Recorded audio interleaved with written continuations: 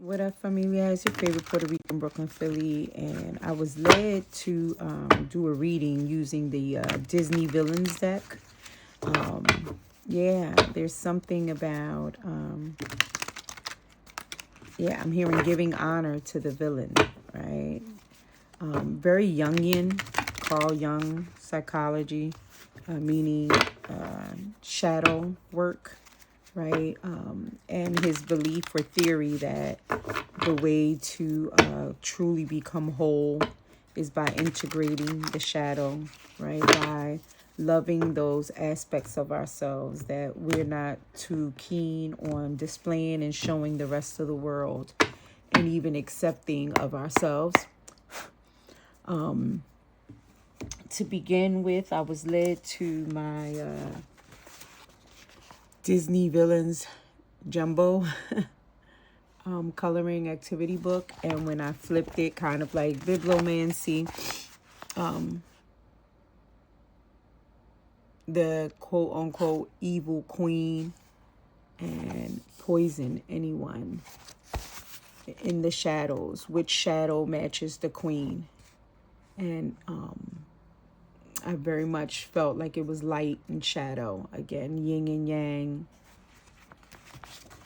Something about duality.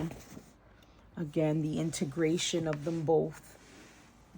Right? This harmonizing, this balance, this homeostasis I'm hearing. And this quote unquote evil queen wants to speak, I'm hearing.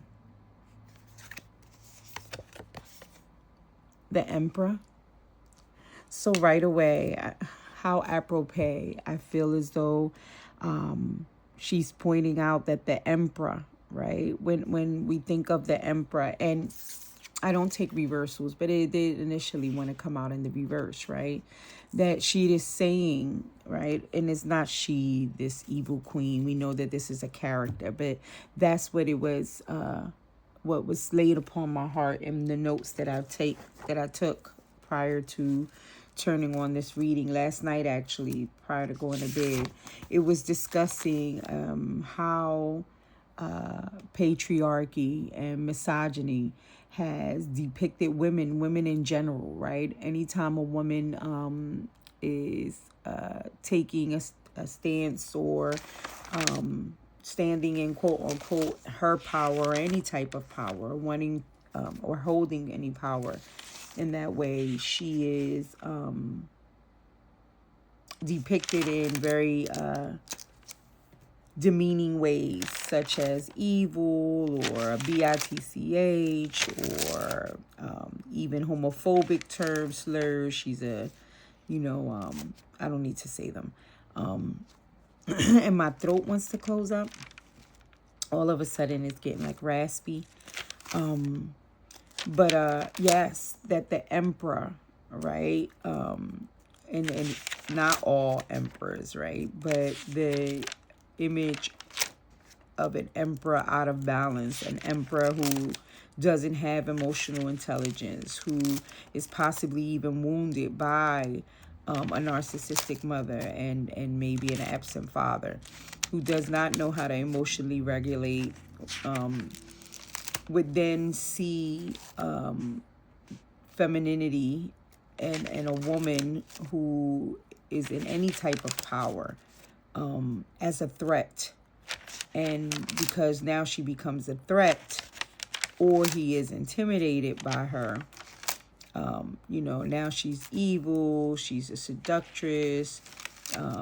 We see it in many texts, quote unquote, holy or not, right? In all different religions, Hinduism, Buddhism, the Abrahamic religions, of course, as well. And I'm not saying that they don't depict women in other lights as well, or in positive lights, but we can see the very sick and distorted and twisted ways.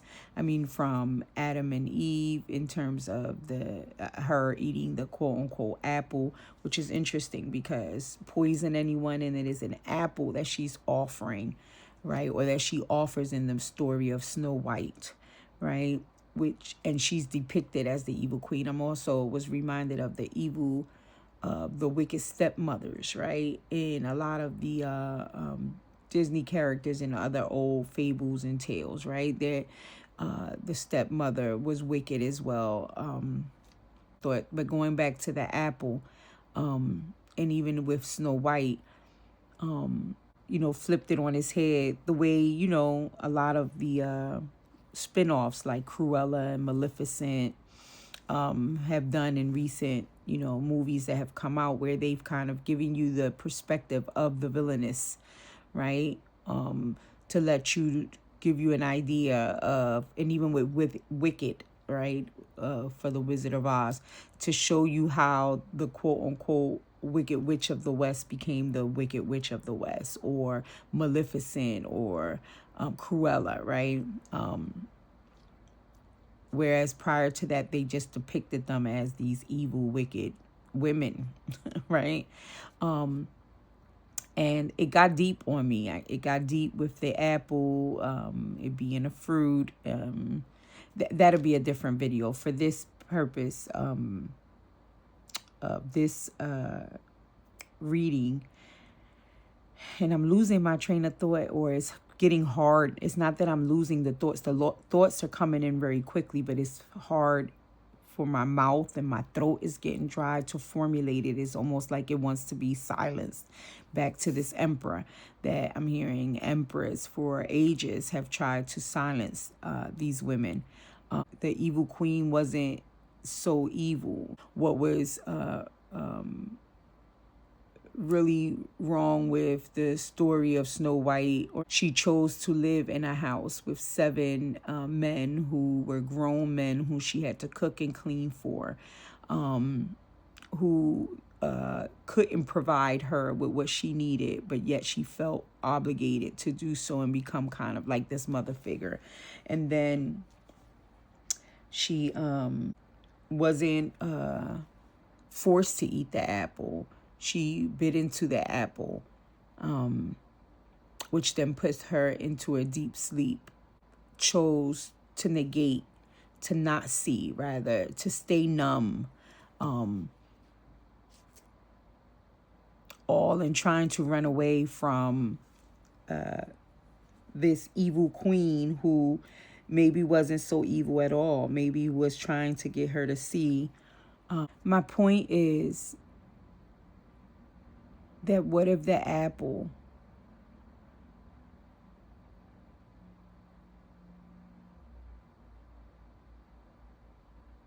both in the Garden of Eden, and even, although it's not depicted like that in the Snow White story, but wasn't to trick or to deceive, but actually to open the eyes, right, of the individual, to help them to see, right, clearly I'm hearing the trick, right, the trick of what it would look like to remain this trophy wife, or this or in situations where the woman is not valued, not in essence for her humanity and for all of her capabilities, but maybe just to fulfill a role that would be satisfying to the emperor.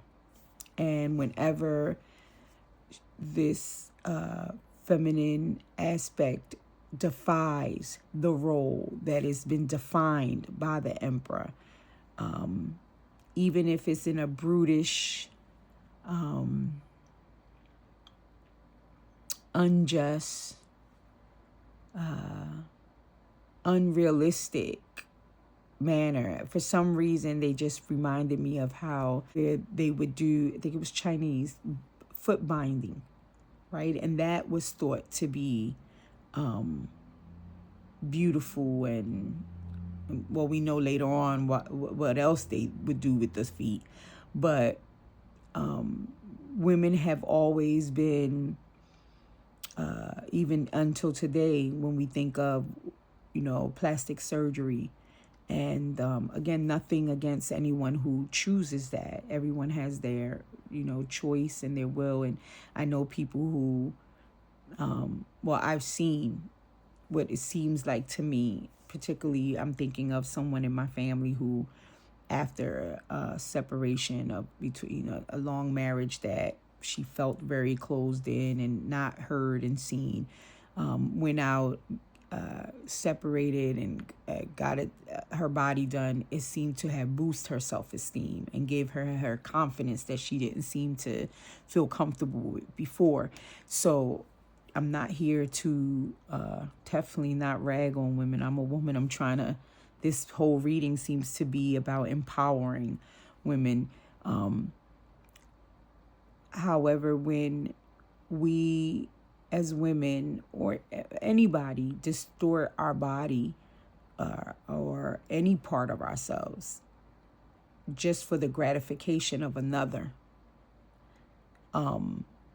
and that's what I mean when it becomes the sole intention is to gratify another, or because we feel we're less than somehow, and this is the only way we can be validated or be something. That's where it becomes murky, I'm hearing, right? And a lot of the times, this is still, even in 2025, being expected of women. And when they don't fall in line with whatever the beauty standard or the traditional woman role is, when she does not follow that, she is cruelly penalized in more ways than one. Wow, that was a lot to try to get out there. So, was the evil queen really evil, or was she aware of the dangers of succumbing to being, I'm hearing, a docile, meek individual who is codependent on another. And it's not just to say the woman like Snow White, right, being, waiting for the Prince Charming to come and save her, blah, blah, blah.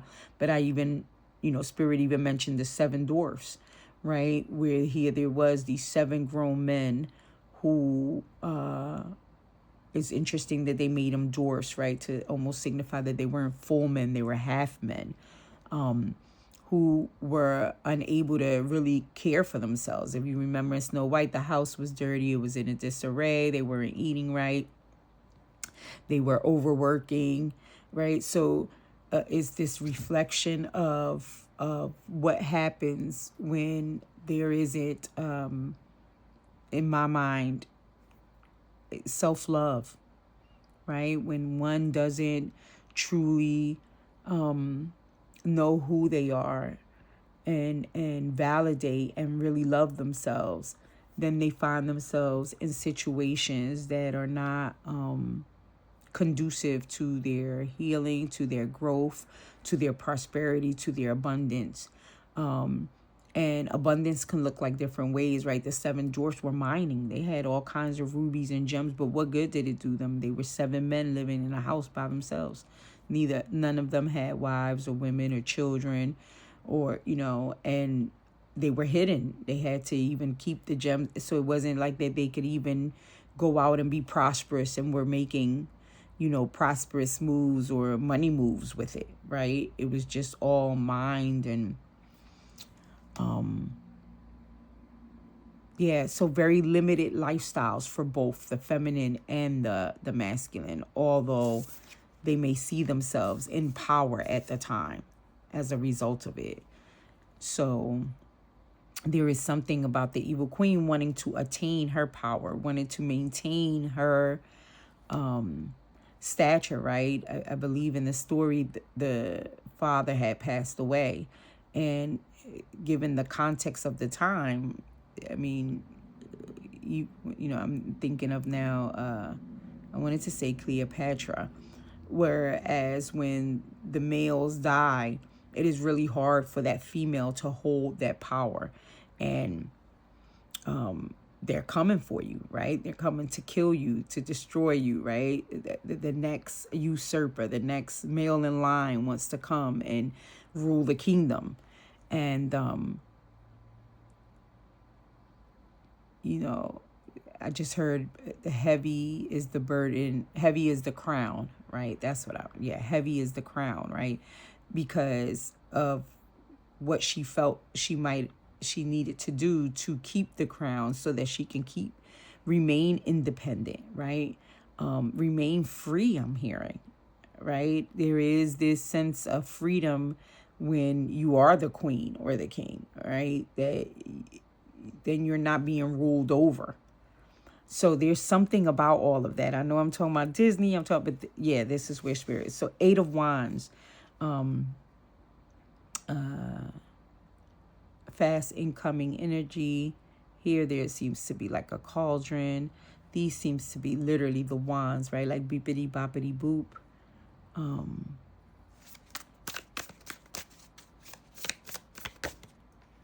So now I'm seeing the Emperor as being this forceful, fast energy.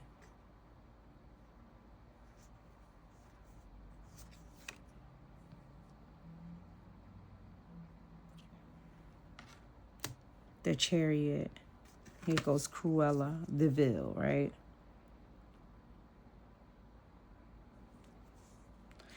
So yeah, although I don't take reversals, I feel like they're telling me. So if this emperor who is not aligned, who is abusive, who is not in an appropriate emperor status, right, is fast coming onto the feminine, right, with demands and unjust behavior, right? Yeah, I'm hearing what's a brewing, right?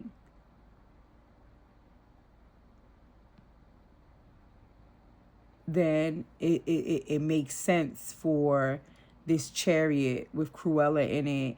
I'm hearing getting out of Dodge and trying to get out of Dodge as soon as possible, right? And now I'm being reminded of Lilith, right? Lilith, if back to the Abrahamic religions, you know, according to some Mishratic, I think that's the way, Mishrad, some of the rabbis, some of the rabbinic, they say that Lilith was the first wife of Adam and she was cast out of the garden. Some say she left the garden because she did not want to submit to Adam. And then that's why Eve was created. And that's interesting, and created, right? Because then we get this whole creation story that she was, Adam's was opened up, came from his rib, right? Just kind of, yeah, little, I don't know. So again, now I'm being shown that movie back in the 80s, I think, where Computer Science, I think it is, or something like that, where the two young guys created the computer model and she was perfect and she came out to their party and helped them become popular and all this other stuff. That when a distorted emperor comes with all of his distortions, right? Because now I'm seeing it literally as sperm cells, as all kinds of things, with this fast incoming action, you know. Yeah, there are women who would stay and codify, and I heard codify, yeah, but and it's double meaning, codified, what was codified in the, like, in the biblical text, like a canon, but to submit and just feel victim or feel like they have to take that behavior. But then you have the Cruella de Vils, right? Or what would be depicted as a Cruella de Vil, like the Liliths, who refuse to put up with that BS, who say something is wrong with that, something in my nervous system, something in my heart, something in my mind, something in my soul says this behavior is inappropriate. It's unfair and it's unjust. I am human too. You know what I mean? I have feelings. I have desires. I have dreams and goals and aspirations as well. I am your equal, not your subservient. Then she has to get out of Dodge, right? And because she then gets out of Dodge, I don't know why they want to keep using that word, but she runs away, then she's depicted as Cruella de Vil, right? Or as Lilith, right? Or as Vashti in the book of Esther, right? She refused to come to King Xerxes and be paraded in front of his guests, and therefore she was banished, right? And the women, the list goes on, but they're taking me back to, therefore, for a distorted emperor, not all males, but a distorted emperor, a wounded emperor, a wounded male who does not have a healthy relationship with self and with his own femininity, then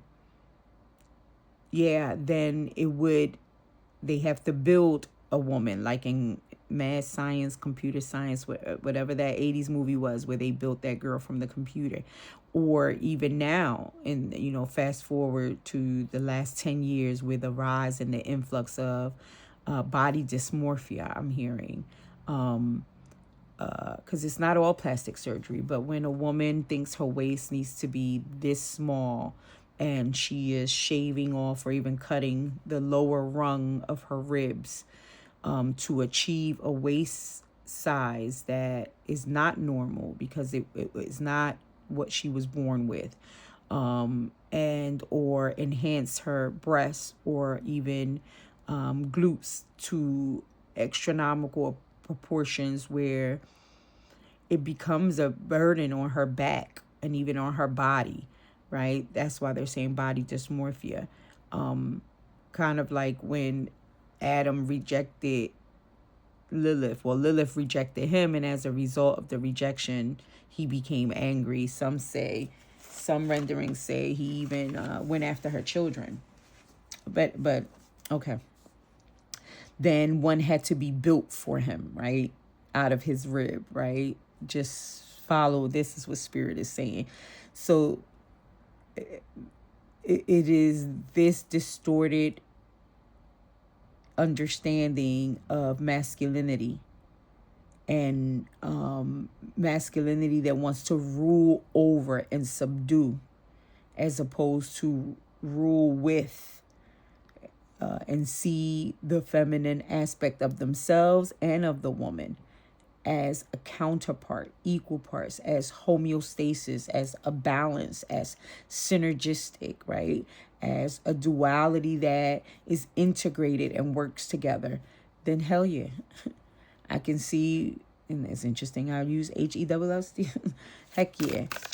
And it's interesting, they wanted to show me, this was at the bottom of the deck, and I almost, but this is the 9 of coins, right? So 9 of coins, independence, right?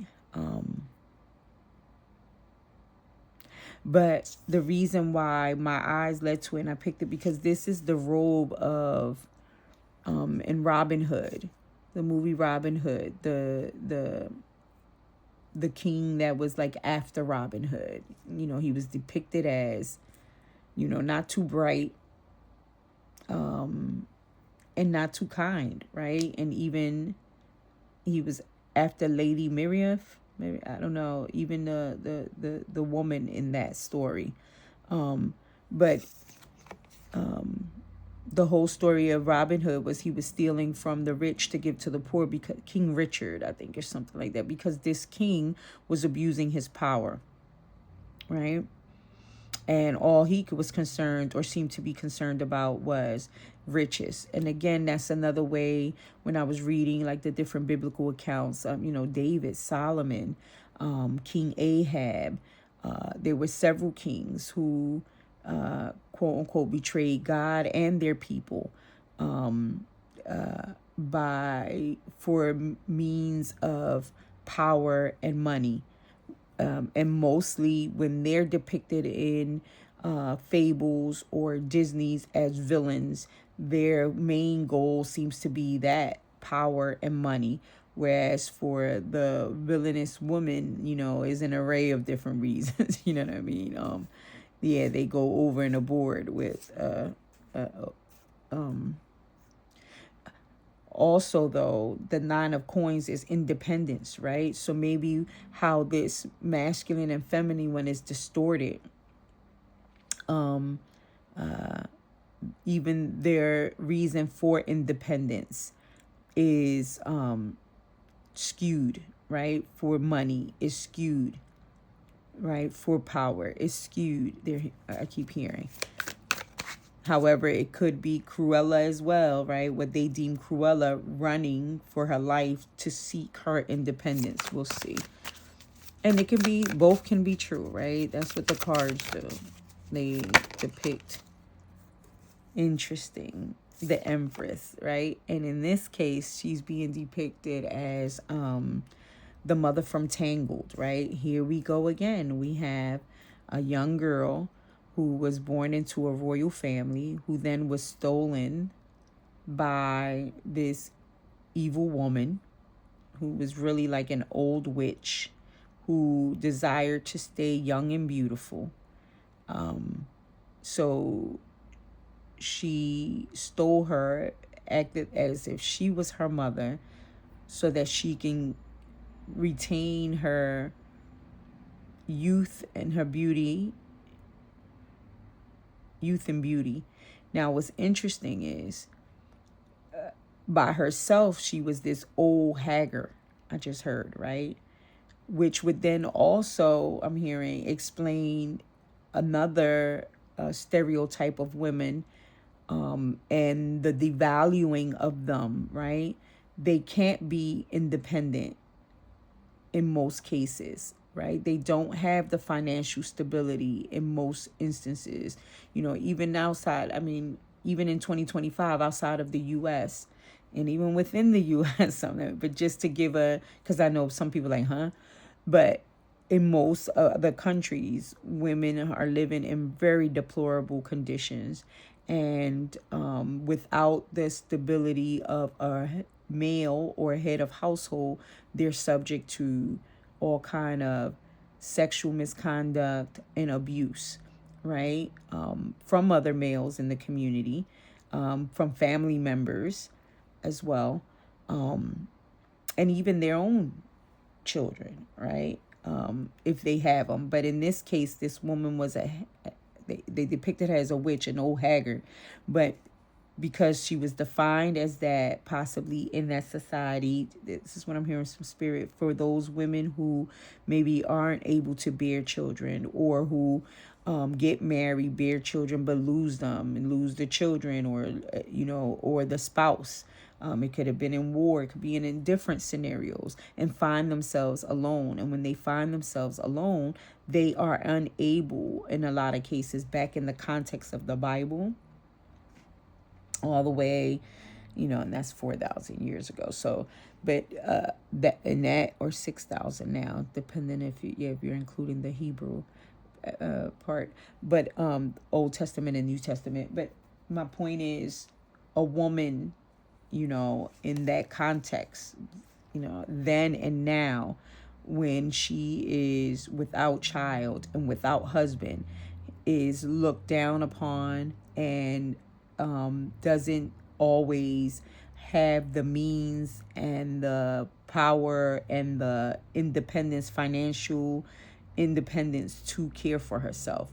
So I'm not justifying that she stole this child, but there is this allegory, or this, I can see how the youthfulness and the beauty came as a result, or is associated with the ability to have this child, right? Whereas women who were barren and husbandless would have probably been seen or been referred to as ugly and old and haggard, right?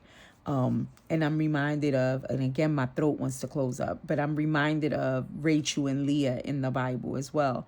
You know, Rachel and Leah were sisters. Leah was the eldest sister, yet she was unmarried. And the Bible is, or the writers, right, were kind enough to hint to us in a very small way that she might have not been that beautiful. And beautiful to whom? To whatever standard of beauty was at that time. And as a result, you know, here she was unmarried and without children. And we see it when we read Leah's story, right? When Jacob comes, he wants Rachel, the younger one. He doesn't want Leah, the older one, right?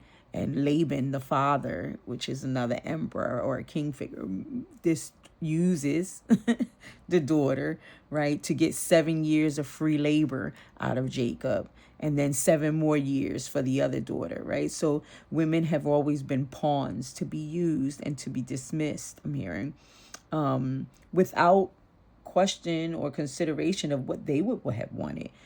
Nevertheless, when we go on to read Leah's story as depicted in the Hebrew scriptures or in the quote unquote Old Testament, you see every time she had a child, she named the child, there would be a reference to, her bearing children for Jacob in her mind made her now superior, right? Raised her status, not superior, right? But also in the hopes of now that since I'm bearing him sons, he would then see me, hear me, notice me, accept me. Now I'm hearing pick me, girl, choose me, right? And it wasn't until I believe one of the last sons where she finally said, no, God sees me, right? She finally got it, that it was something within herself the whole time, right? She needed to find peace within herself and know that she was okay, whether Jacob or her father Laban, in spite of their dishonorable, ratchet, effed up behavior, right? That would be considered in today's time very abusive and manipulative and all kinds of other things, right?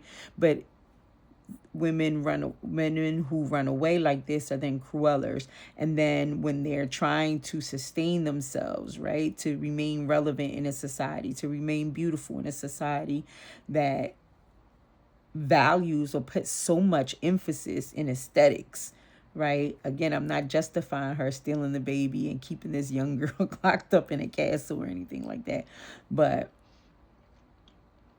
yeah, this is the way Spirit wants to lay it out. Okay, let's get another one.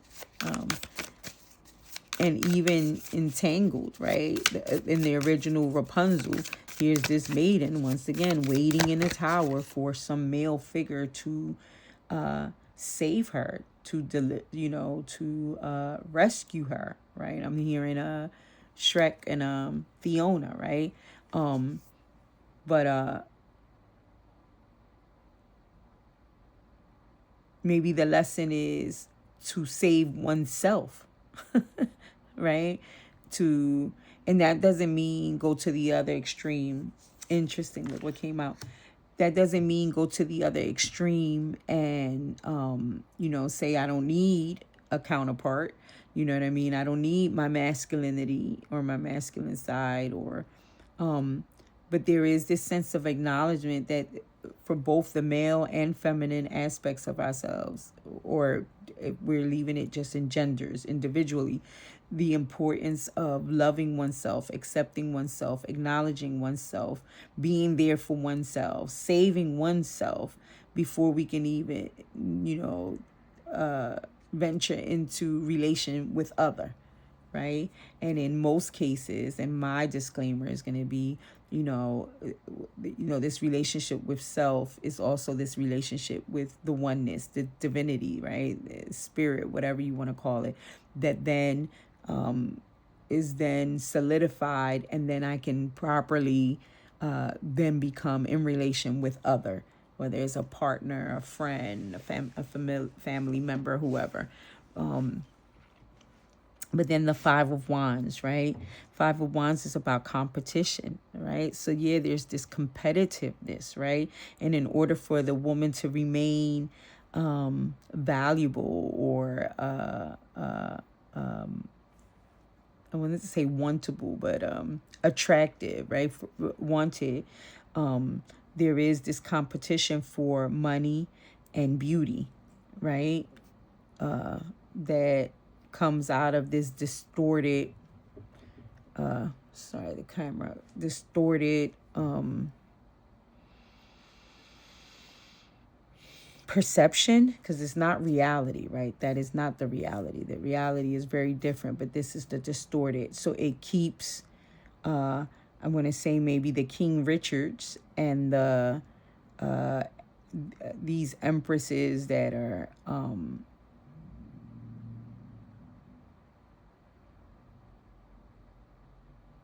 not really empresses, right? But are, yeah, think that aesthetics or beauty or, you know, their body, or now I'm hearing from Little Mermaid, you know, and don't underestimate the power of body language, you know, where when she sings that part, those poor unfortunate souls, when she says all I want is your voice, right? Yeah, and once again my throat keeps trying to close up, you know, to take away your voice, right? You don't need to speak, all you need is your body and your beauty, you know what I mean? Yeah, and that's what she sings. She says, you men don't like a lot of blabbing, you know what I'm saying? Yeah, I'm hearing the whole song. Yeah. But even Ursula's story, right, of how she became Ursula. You know, there's a point in the movie where she says, I used to rule all this before King Triton came and took it from me. I don't know if he's her brother or whatever, but it once again is a woman scorned by the usurping of her power, her dignity, her autonomy, her independence, her humanity, right? And keeps this poisoned mentality, because now I'm seeing, you know, the skull as the head, the brain, the thinking, right? And then the green for me is the heart chakra, right? And then the red or the part is like the passion and the lust, right? So there's even something about how it becomes distorted, because the green is really a covering, is dipped, right? And that's what's dripping off. So it's not really from love. It's not really from the heart chakra. It's from the root, or the, what they call that other one, you know, a distorted sacral or root chakra, right? That keeps this competition, right? With these Five of Wands. Okay, 3 more and we're going to wrap this up. This is a little longer than I thought, but hey, Spirit knows. The Queen of Swords, right? Interesting. Now, this is the story of, Cinderella's wicked stepmother. We brought her up, right? And again, right, she's this wicked stepmother, but was she? Right? Here she was, a widow with 2 daughters, and needed a home for them, and needed a way to care for them, to provide for them. So now I'm hearing Spirit say, well, it's almost like these emperors and this misogynistic, patriarchal, money hungry, power hungry, distorted view sets up this kind of dynamic in women, not justifying it, but it creates these vicious cycles where they both stay entangled in this, oh, what a wicked web we weave. I just heard, right? Because again, you know, she, in her mind, I'm sure if we sat down with her and talked to her, she found herself in a very precarious situation as a woman, knowing that as a widow, she would possibly be penniless. And then she had 2 children. What mother doesn't want to provide for their children? And then they too were daughters. She didn't even have sons. So all of these dynamics are in play, I'm hearing, right? So it wanted to come out, reverse to this Queen of Swords, right? So she would act in that distorted way, right? She would use now her intelligence. I mean, there's letters here, her ability to articulate, to communicate, in in ways where she would manipulate it to her advantage, right? Because then even that, the fact that she has letters and, for a woman, even at that time, to be educated, to be able to write. Now I'm thinking of all the authors, right? Great authors that we listen to now. I don't, I went to see Helen Keller, but it wasn't her. It's Jane Austen and stuff, who had to use pen names, who couldn't divulge that they were women writing because they weren't, their work wouldn't be accepted. And how much of, now I'm thinking of Bridgerton, lady, I forget whatever, but that had to secretly write, right? Yeah. So yeah, there's something about that, right? Even though they, so was it evil or was it shrewd of her, right? Now, I'm not justifying or saying that she needed to lock up somebody else's daughter in some attic and make her a slave, but do you see how the distorted, yeah, now I'm hearing of narcissistic mothers are created, right? And again, it comes from this, and they're telling me now, turn them up, right? These emperors who,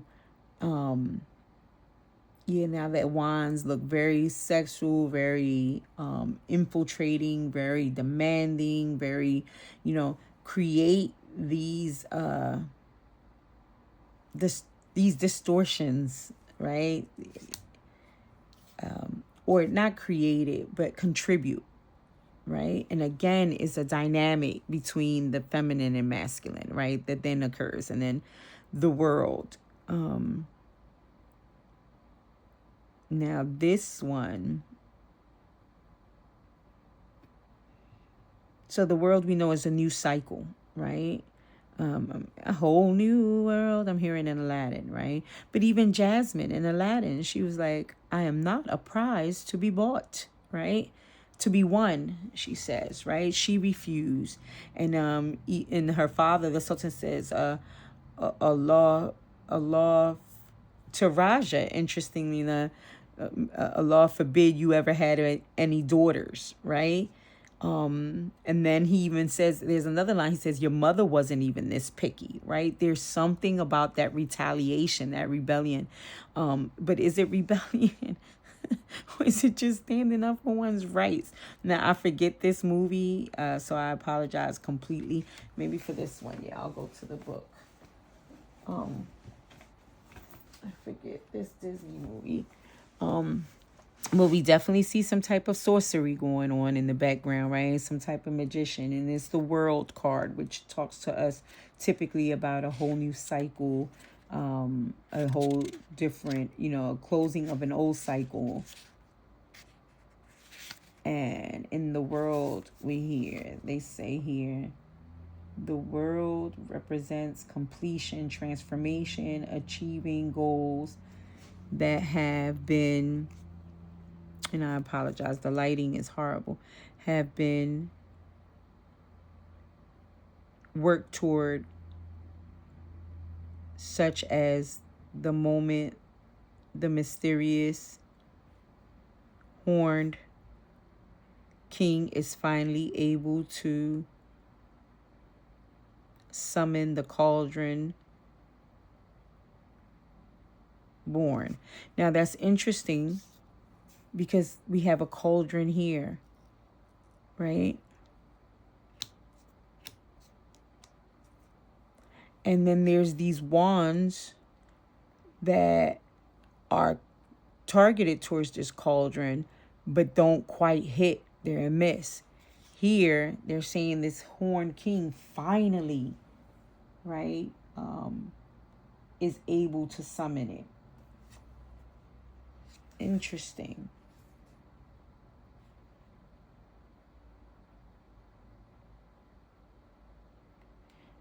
Now there's something more. Of course, they're talking about some type of transformation.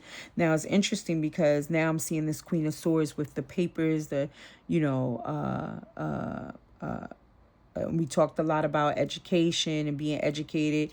She's well dressed. She seems to be very established here. You have the male, the Horned King, finally able. So maybe this is Spirit's representation of what they would each look like if they both stood in their actual power, or felt like they actually got what they thought they missed or lacked or needed. And that one flew. And let's see. Death. Interesting. And that's Hades. I don't know why I just laughed, but I guess I'm thinking of the story of Persephone, right? And how, and yeah, there's this duality again, right? How she's, for 6 months, she's the queen of Hades, and for 6 months, she's the queen above ground, right? You know, and this duality between the both. And maybe that's what it's talking about here, between the feminine, but nevertheless, that there is this this transformation, right? This new cycle that brings transformation, right? Death is not a necessarily a literal death, but a death to the ego, a death to that mindset, right? Since it's over the competition, right? And at the bottom of the deck, the High Priestess. How appropriate. Can the camera catch it if I put it there? Yeah, I usually I'm sticking to a 9-card spread. This is it. And the bottom of the deck for me, card usually is the prequel, right? The precursor to all, and why all of this happened, or what stems all of this. And it's so beautiful. I'm smiling, I'm cheesing, because I see Lilith, right? I see the divine feminine in all her divinity, right? In all her power, right? The High Priestess has ancient knowledge, and I'm hearing primordial, right? And you can see that with the green in the back. And then the green meaning really from the heart space, the chakra, and then the blues and the purples, the throat, right? She sits in her authority. She knows who she is. And then the crow, right? He goes out, flies out, usually for Odin, but it's for her, baby, to go in Maleficent. You see, you know, and comes back and reports all of the comings and goings, right? And now I'm hearing, let's flip it, right? God is a woman, goddess, right? Wait a minute, my spirit is leaping. And again, I'm not trying to oppose or, you know, put male or feminine, masculine or feminine against each other, but it's about flipping things on its head. It's about giving a new perspective, right? And she's smiling there like she knows this is coming to an end anyway, right? The need for this Queen of Swords, in this case, this quote unquote wicked stepmother, to behave this way. The quote unquote need for this Horned King to believe that he finally got to get this cauldron to work, right? Right?